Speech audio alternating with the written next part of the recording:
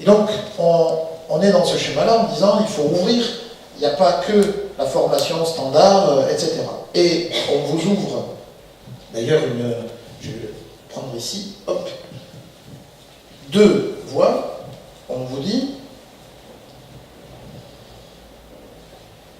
le plan de formation, pourquoi on va l'appeler plan d'adaptation de développement de compétences, ou le plan de développement de compétences d'ailleurs au final, parce que il peut y avoir des actions de formation, et il peut aussi y avoir ce que j'ai appelé des actions formatives, c'est-à-dire des actions qui apportent des compétences, mais qui ne prennent pas exactement la forme d'actions de formation.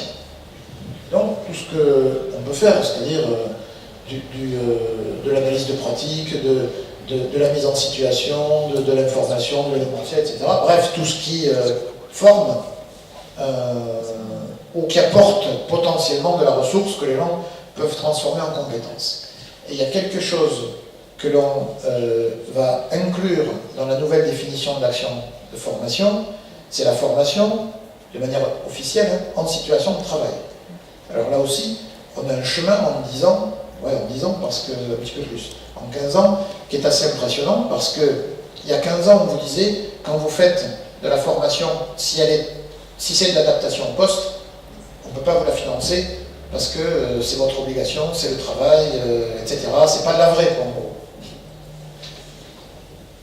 Ensuite, on a arrêté de vous dire ça, et aujourd'hui, on vous dit, si vous voulez, surtout faites de la formation en situation de travail. Alors, on fait une différence entre la formation sur le tas et la formation en situation de travail.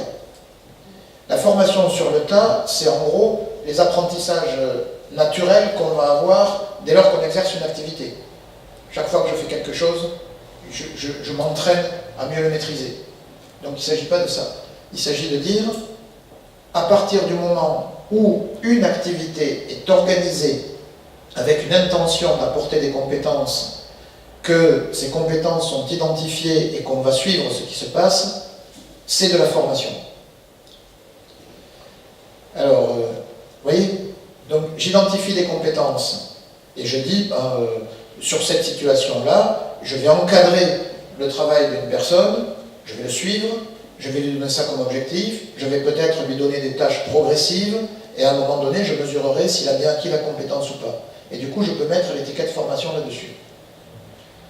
Ça vous ouvre quand même, d'abord, des possibilités de formation élargie, et ensuite, par rapport à votre obligation, au moins une formation pour tous les salariés tous les 6 ans, ça veut dire que je peux prendre en compte des choses que jusque-là, je ne prenais pas forcément en compte.